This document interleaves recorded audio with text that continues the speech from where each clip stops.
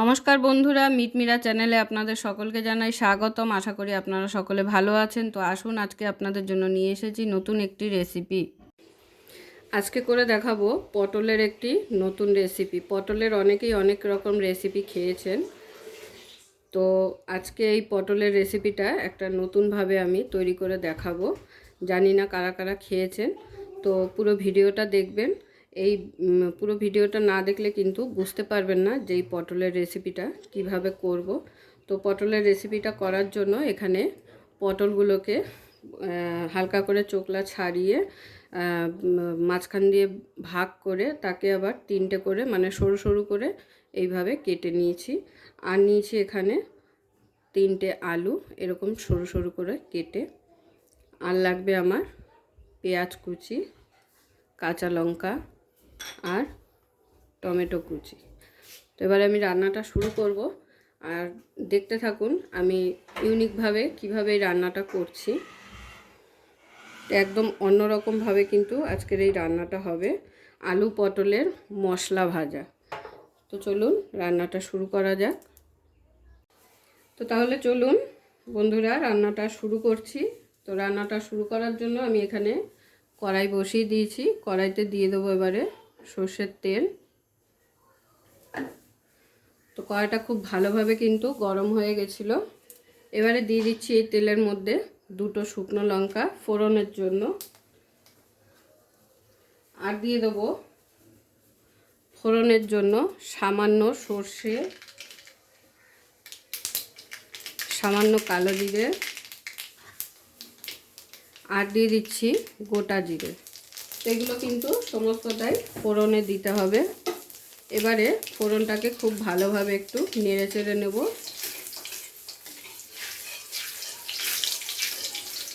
প্রথমে ফোড়নটাকে খুব ভালোভাবে নেড়ে চেড়ে নিয়ে প্রথমে দিয়ে দিতে হবে আলুগুলো।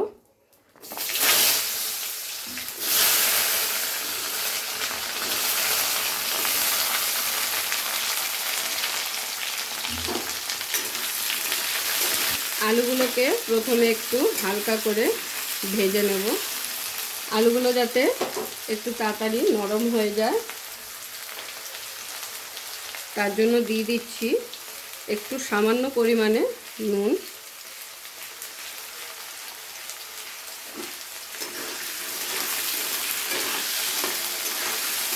এবারে আলুগুলোকে প্রথমে কিন্তু লাল লাল করে একটু হালকা লাল করে ভেজে নিতে হবে।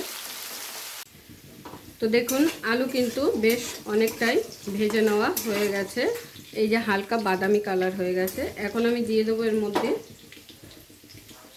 পেঁয়াজ কুচি,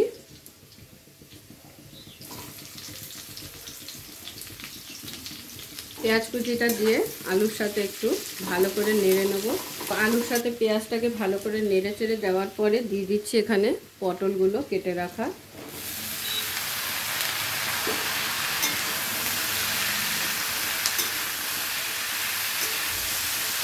পটলগুলো দেওয়ার পরে সমস্ত কিছু একসাথে খুব ভালোভাবে একটু ভেজে নেব।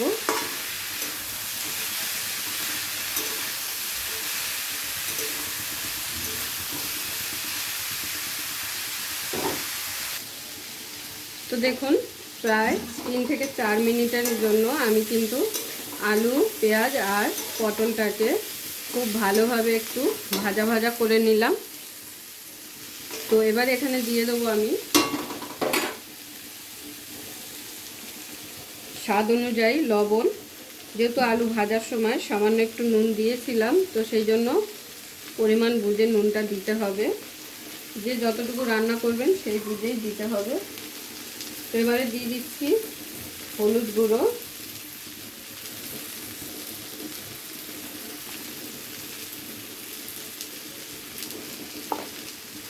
তো এবারে নুন আর হলুদটাকে খুব ভালোভাবে সব কিছুর সাথে মিশিয়ে নেব।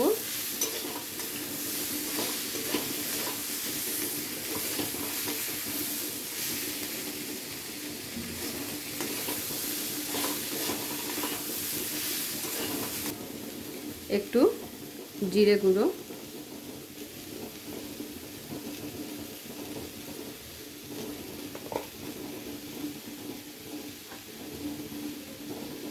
আর এই সময় দিয়ে দিচ্ছি টমেটোটা।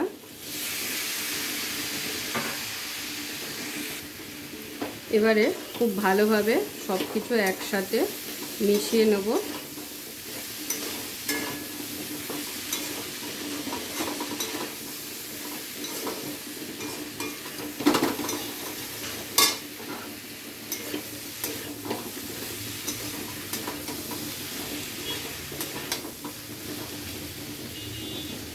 সব কিছু একসাথে মিশিয়ে নেওয়া হয়ে গেলে এখানে দিয়ে দিচ্ছি কালারের জন্য সামান্য কাশ্মীরি লঙ্কা গুঁড়ো।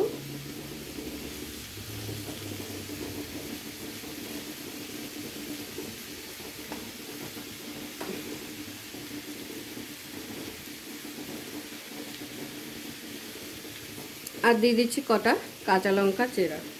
আপনারা যে যতটা ঝাল খান সেই অনুযায়ী লঙ্কাটা ব্যবহার করবেন। তো এবারে সমস্ত কিছুকে একসাথে ভালো করে নেড়েচেড়ে নেব। সমস্ত কিছু ভালো করে যাতে মশলাগুলো ভেতরে ঢুকে যায়, তো তার জন্য দিয়ে দিচ্ছি এখানে সামান্য একটু জল। তো জলটা দিয়ে খুব ভালোভাবে একবার কষিয়ে নিচ্ছি।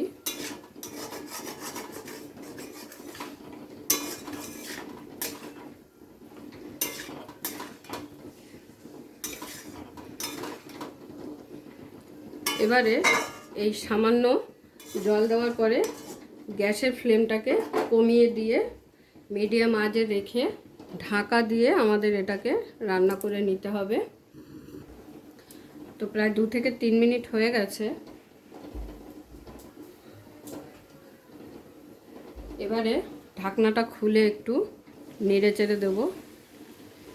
একভাবে কিন্তু ঢাকা দিয়ে রাখলে হবে না, তাতে করে তলায় লেগে যেতে পারে। তো একটু মাঝে মাঝে এরকম হালকা ঢাকনা খুলে একটু নেড়ে চেড়ে দিতে হবে।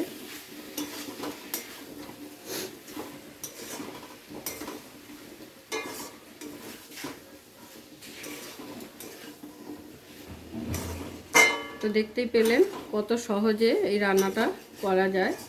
এটা কিন্তু ভাত, রুটি, পরোটা সব কিছুর সাথেই ভালো লাগবে। তো রাতের ডিনারে যারা রুটি খান বা পরোটা খান তারা কিন্তু এইভাবে পটল আলু দিয়ে মশলা ভাজা রেসিপিটা করে নিতেই পারেন। এবারে আবার একটু ঢাকা দিয়ে রাখবো। তো আবারও 3 থেকে 4 মিনিট প্রায় হয়ে গেছে।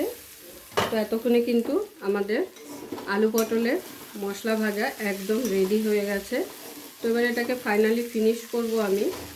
তো দেখুন ঢাকা দিয়ে রান্না করাতে কিন্তু আলু ও পটল সব কিছু খুব ভালোভাবে সেদ্ধ হয়ে গেছে। তো এবার এটাকে ফাইনালি ফিনিশ করব। একটু গরম মশলা আর সাথে কটা ধনেপাতা কুচি।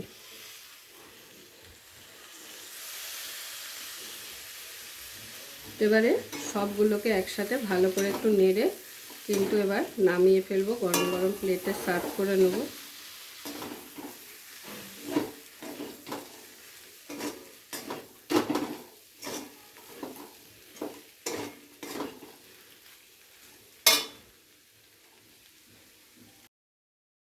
পুরো ভিডিওটা দেখার জন্য সকলকে অসংখ্য ধন্যবাদ। এরকম আরও নিত্য নতুন ভিডিও দেখার জন্য চ্যানেলটি অবশ্যই সাবস্ক্রাইব করে নেবেন আর পাশে থাকা বেল আইকনটি প্রেস করে নেবেন নতুন রেসিপির আপডেট পাওয়ার জন্য।